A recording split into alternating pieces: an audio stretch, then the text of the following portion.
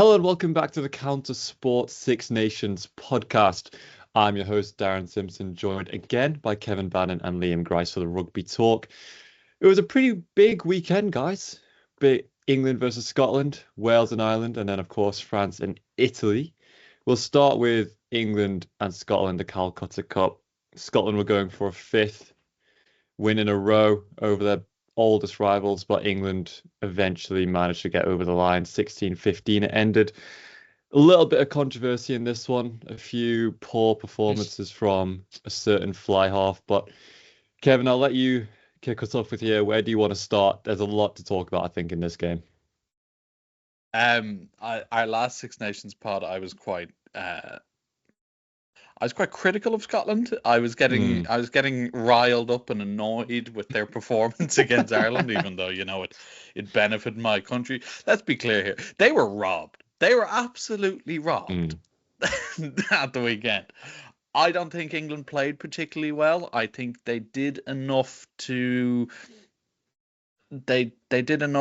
sort of get themselves in a position to win the game, but I don't know if they played well enough to win the game. They're just they're a bit boring, aren't they? In terms, like, they kick the ball a lot, and look, it's proved effective. But yeah, look, Scotland were robbed. Did Tommy Freeman? It's not a try. Like, he's clearly held up, and the fact that you go to the TMO, and I get the wording is on-field decision is a try, so it's you need clear evidence but like, you can't see the ball being grounded. Yeah. So, and then I know we'll get on to Finn Russell, like that, missing 3 conversions. I mean, this is the man we were saying was basically in the driver's seat for the Lions out half in the summer. You have to make one of them. And I get that they look, 2 in particular, I think, including the last one, were difficult kicks, right? And I get that, but I think it's the first one. He has to just slot over the bar. You're expecting your international standard out half to hit those. Do you want to blame? I think he can have a go at Duhan van der Merwe for the last one, because for whatever reason he goes left. And I know, because we had this discussion off air, Darren. We did have this discussion. They're recovering defenders, but Duhan van der Merwe is built like a bus. Right? Yeah, but what if when was the last time you saw him lose a physical? But what if he gets held up and the try doesn't go in? Well, we've clearly established that in that game, being held up doesn't matter. See, I think, like, look, you can make an argument for blaming Van der Merwe, but at the end of the day, he scored the try, and it's down to his fly half to kick. Look, I agree through that the post. Finn Russell has and to Finn kick Russell it. missed 3 times. So at the end of the day, it's not just on that last try. He had other opportunities to get it through. And so I agree. I don't think you can just blame Van der Merwe. Finn Russell is meant to be, in some people's eyes, the best fly half in the world. He just isn't, and he never has been. But if you're going to claim he is, then he has to kick those through the post. Yeah, and I agree. but I think if you're, say I'm Duhan, right? I'm like the biggest man that's ever played wing, and luscious blonde hair running toward the try line, and I'm thinking, you know what, we've a chance to win this game. Finn, he probably hasn't been kicking too well. Should I try make it slightly easier for him? No, I don't want to get tackled. I'm just going to go to the... Kevin, you think he's having that thought in his head when he sees the try line and he's got the ball in hand, and all he's thinking is, there's an open space to the left of me. I'm just going to get it in there, no risks. There's a guy on my right. I'm just going to put it down, and then Finn Russell can take care of the rest. All I'm saying is, yes, Finn Russell should kick it, but Van der Merwe could have helped him out slightly more. Yeah, I think you're giving Van der Merwe too much criticism there. Grice, I'll come to you. Look, what a surprise. What a surprise. Duhan Sticks up Van for the South Merwe should African. not. Now look, let's be realistic. He should kick it, but and also I don't know if you've seen the clip of the referee like pushing him about 2 meters nearer the sideline to hit the kick. There's like it's an all overview. a bit weird. It is very strange, and there was also this thing of England having a current referee. The guy, I can't remember his name, but the guy who refereed the Wales-Ireland game has been in the England camp throughout the tournament, giving like advice, and which I don't know, like it's not illegal, but it's a bit weird. But anyway, yes, Russell, like Scotland should have won the game, and I think that's 2 home games in a row now. England have sort of gotten away with it. Like to be fair to them, they came back against France, won that game well, but I mean we discussed it the other week. France should have been out of sight in that game. And the same with Scotland in that first half. You know, they should have been a lot more clear and ahead, and England kind of hanging in there and getting the win in the end, which is a little bit reminiscent, maybe in some people's eyes, of South Africa 2018. You know, I remember at the World Cup where a lot of the comparisons were being drawn between Steve Borthwick and how he was setting up his side. Grice, what do you want to add with Scotland and England? Because it seems as if in the last few years Scotland have all this, you know, praise and hype coming into the Six Nations, and the only thing they really seem to be able to do is beat England. This year they haven't been able. This year they nobody beats England 5 times in a row. Scotland's going to look at this as a disappointing tournament now, aren't they? They've won the same amount of Six Nations as we have in our banter era. That's all I'm going to say. No, I sound like a Man United fan there. On the game, I said this on the football podcast that we released yesterday, that stats do not mean anything. And I think this really applies to rugby as well, because obviously they outscored England 3-1. A certain man couldn't kick. They had more possession, they gained more territory, made more passes, and they still couldn't get over the line. And I think that is testament to England, that they have proven this tournament they can hang in games maybe when they shouldn't even be in with a realistic chance of winning them, and they can get over the line, which is a really important skill to have as a team that wants to go on and win trophies. Do I think it's good enough for them to win the Six Nations? No, probably not, because Ireland and France, although they did beat France, are better than them over the course of 80 minutes. And is it good enough for them to win a World Cup? Definitely not. Sorry, Liam, to interrupt. The only thing I will say, Ireland and France obviously still have to play each other, and England do have their easiest games left. You know, they have the easiest run in, if you get me. Now, I know if you look at the table that their points, they're on minus points difference. But it won't surprise me if at the they have Wales last, right? They will go into that with a chance to win it, I think.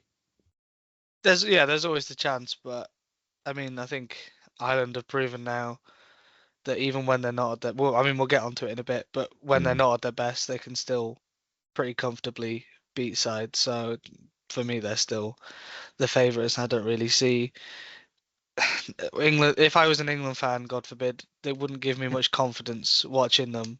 They just leave a lot to be desired. They leave a lot to the last minute, and it's a good trait to have, but you're not going to keep getting away with it over the course of a tournament, I don't think.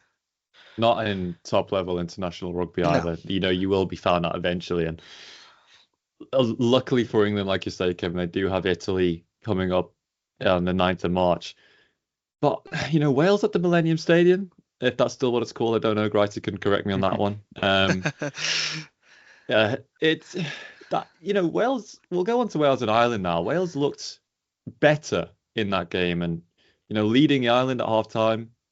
I think there was a pretty decent chance Wales could cause England some serious problems there.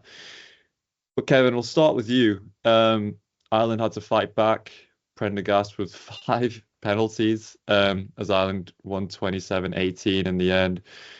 looks like Wales in some people's eyes. Lewis Rees-Zammit's eyes were robbed.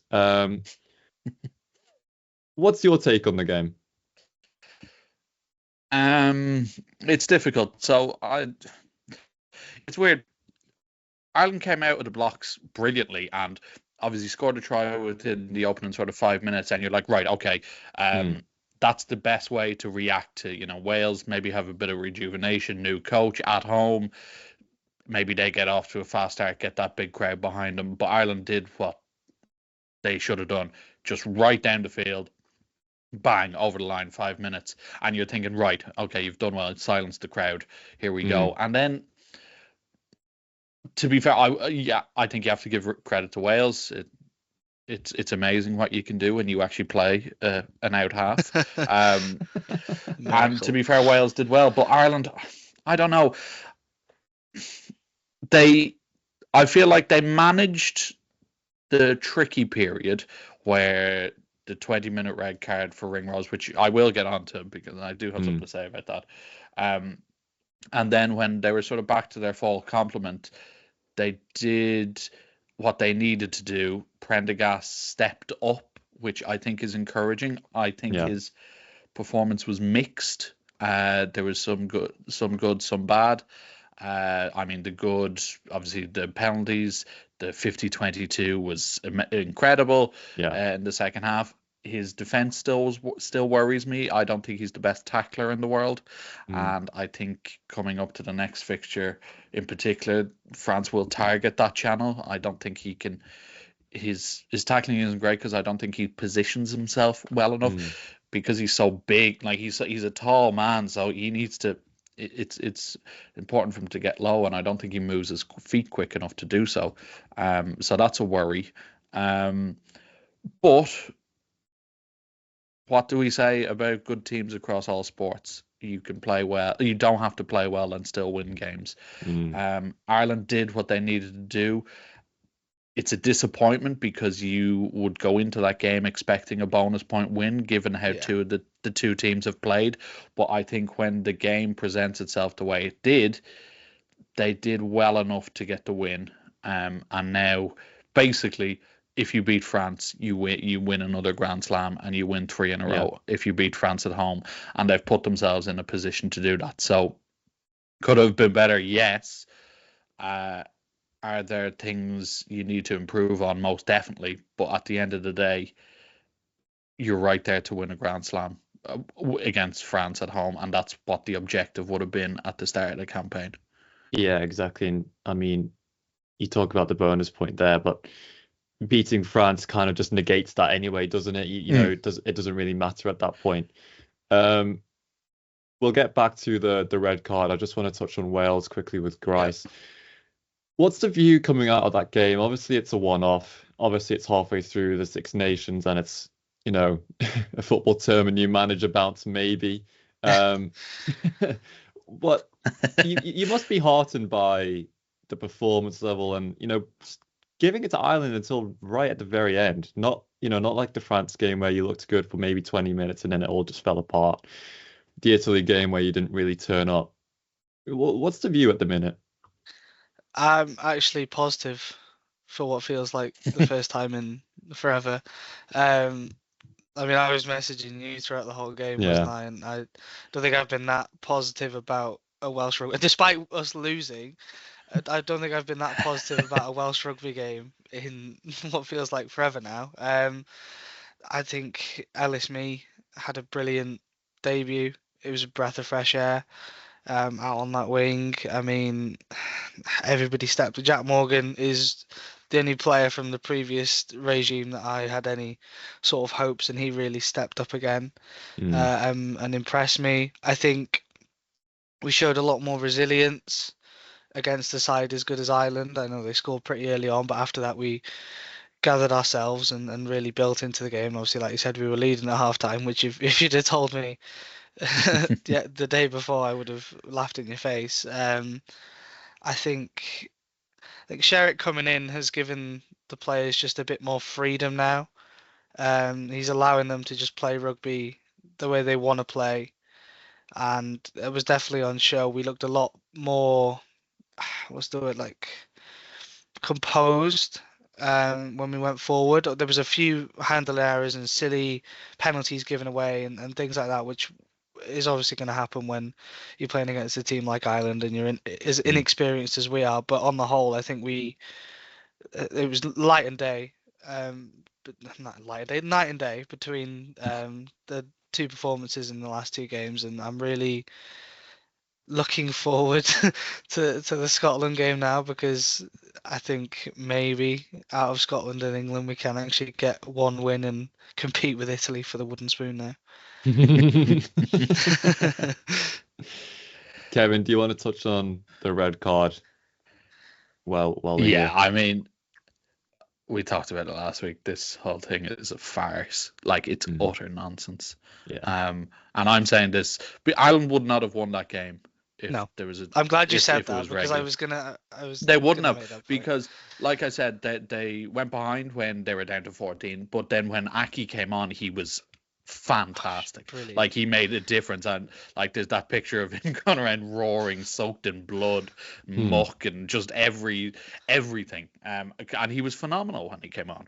And obviously he's not on the pitch if Gary Ringrose is just sent off, like he should have just been sent off. This whole like, what am I missing the point here? Like, what is the incentive for players to improve their tackling technique and make the game safer if a head-to-head challenge like that is only going to get you benched for 20 minutes and you can bring on someone else? And also, by the way, Gary Ringrose will probably not play for the rest of this tournament. He'll probably get a ban for this.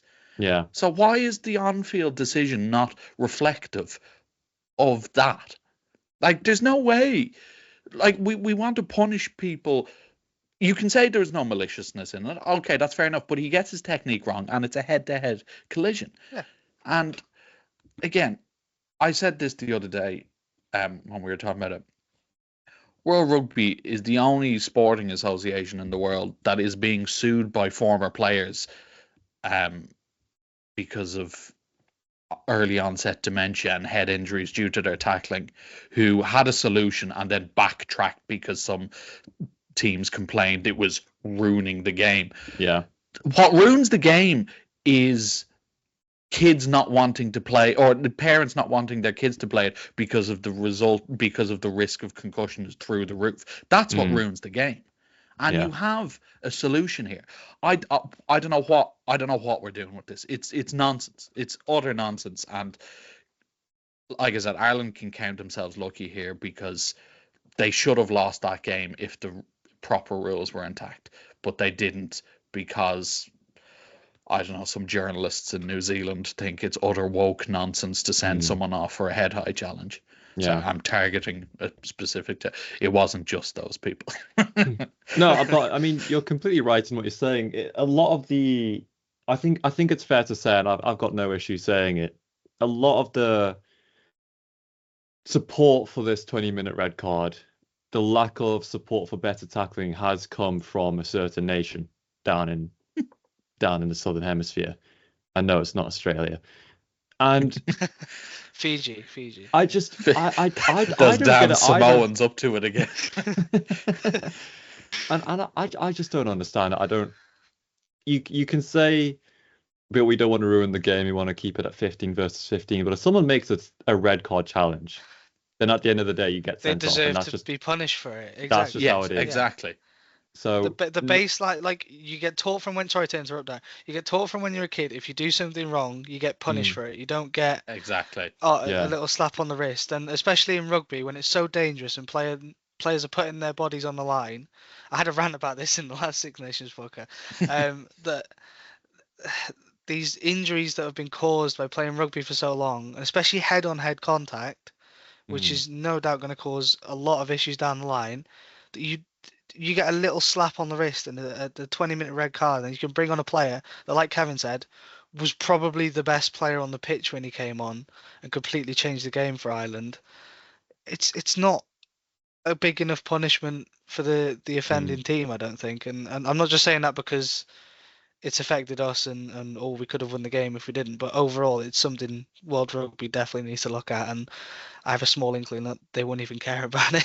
Yeah, I mean, you're exactly right there, Grice. Ireland, at the end of the day, just pretty much made the change they were probably going to make anyway, bringing Yeah. on Ake for one of Ringrose Henshaw. So, what difference does it make by bringing him on 20 minutes?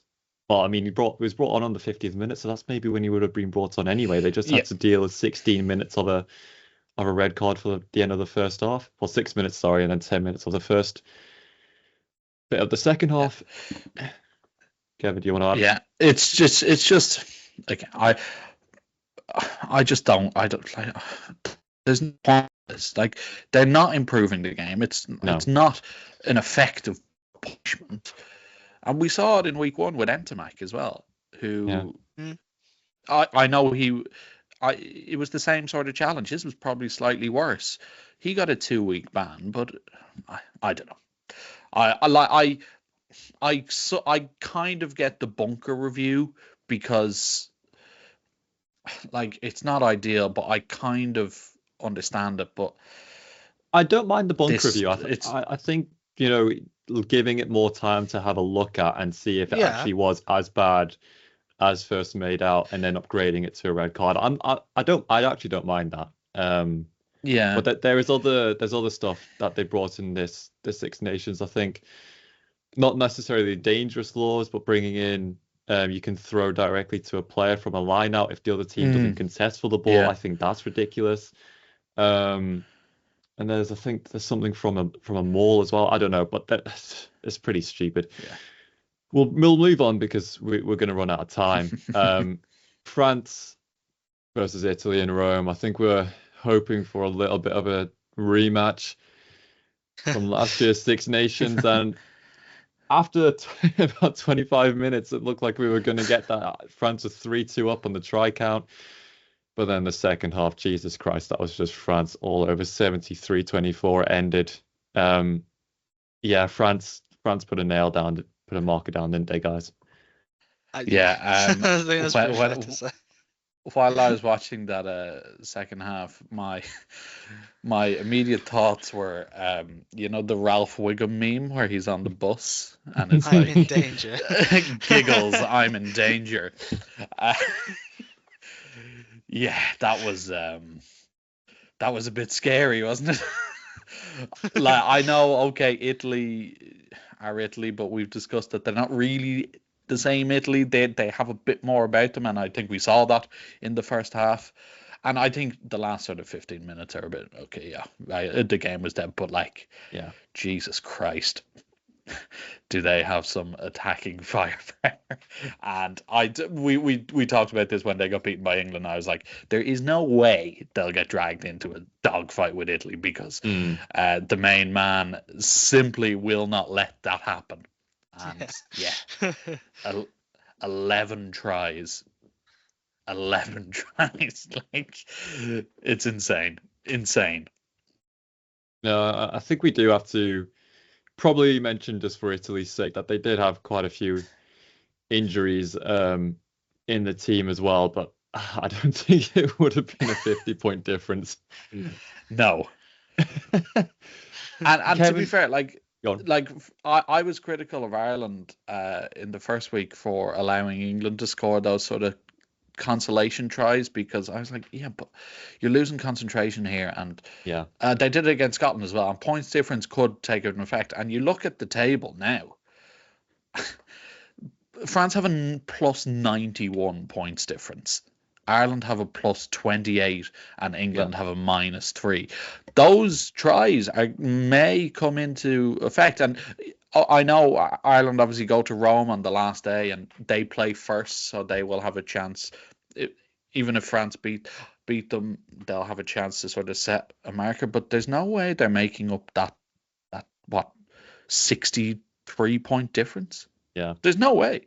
Yeah, because you're gone.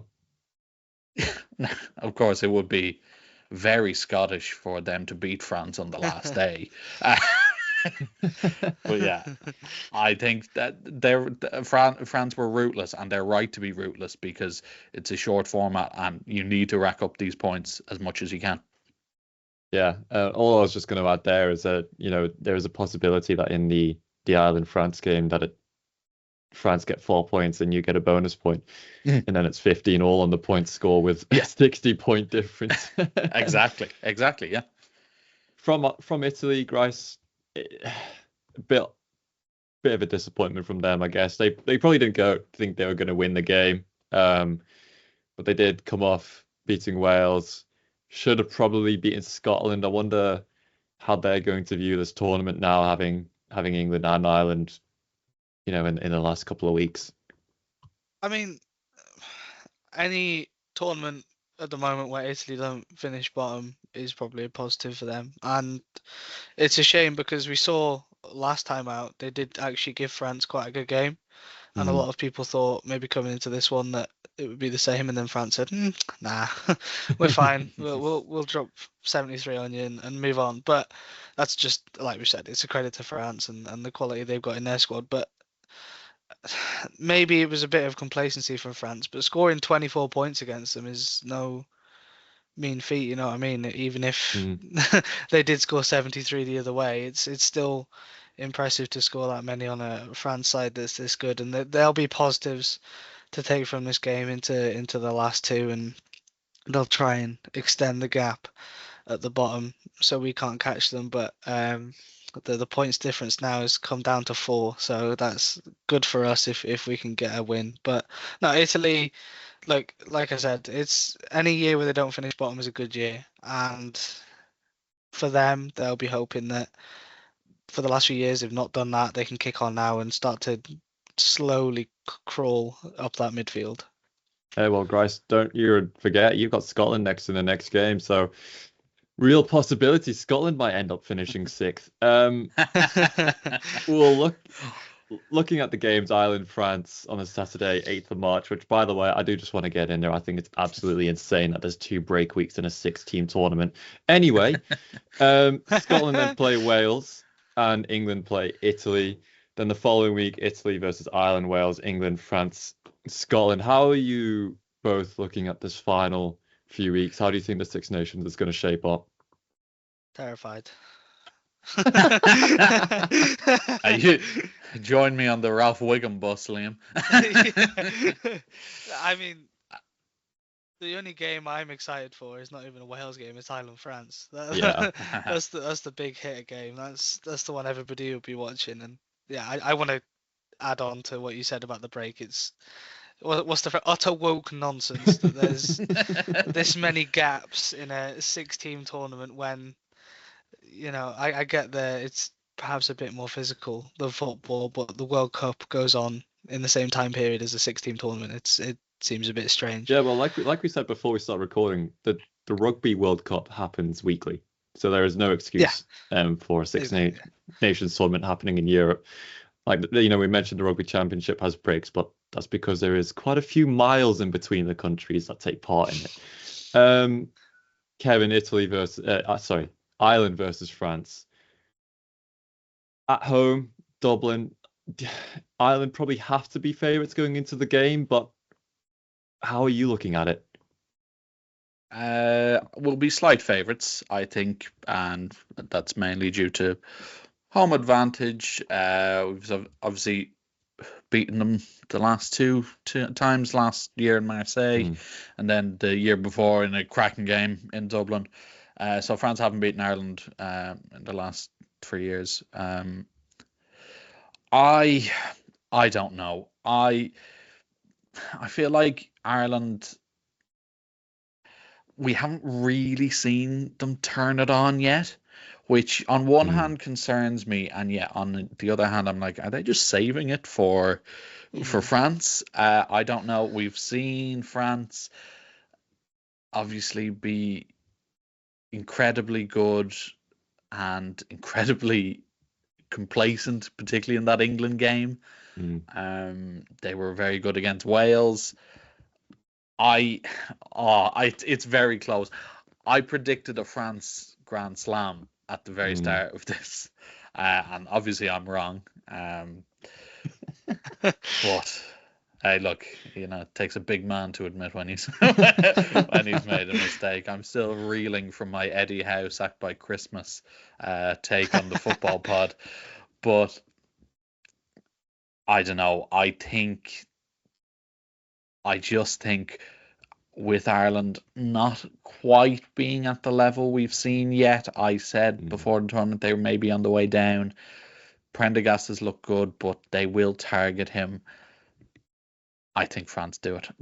I think it'll be a good game, but I think they just have a bit more firepower. And again, they have the best player in the world. So I think France do it just about.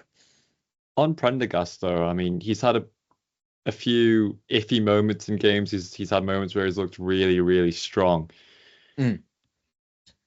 Obviously, Andy Farrell is the Lions coach, and we'll talk more about the Lions, I think, at the end of the tournament. But this could potentially be a game where Prendergast could seal that Lions fly-half spot. It's a long way to go, but turning up against France in a title decider, really, how important could that be for him, for Ireland, and for the Lions? Oh, 100. Like if he puts in a display that I think many people think he's capable of, and don't get me wrong, I think I've been a bit critical. He has played quite well in spots, but he's so young, so you're gonna have your ups and downs. If he puts on the best performance we've seen of him in an Irish shirt against France, 100% that's going to go a long way, because that spot, as far as I'm concerned, is getting more open by the week.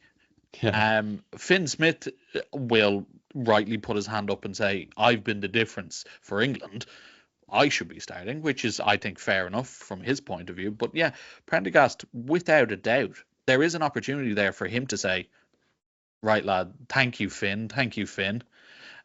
Step aside. It's the Sam Prendergast era for now and forevermore.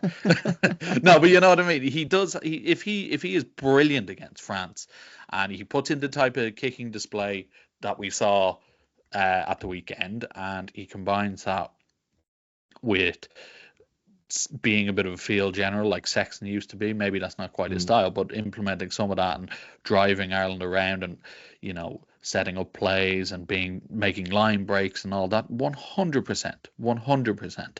And we forget he's only played 6 times for Ireland, 6 international games. So yeah, he definitely has a chance. But like I said, I think France. Look, there is a world where he plays brilliantly and Ireland still lose. So yeah, it's primed for him to really put the foot down now and try and put his hand up and say, that's my spot. Yeah, exactly. Like I said, we'll talk more about the Lions and that fly half spot later on. As the two names that look dead on for it, may get disappointed when the Lions talk comes around. Anyway, we'll leave it there, as I think we're coming up to about 35 minutes. So thank you to Liam and thank you to Kevin for joining me today. Thank you for listening. This podcast will probably be on YouTube as a full podcast as well. So please give it a listen. Share, give us a like and comment anything nice if you enjoy it. Thank you for listening, and we'll see you on Friday. Goodbye.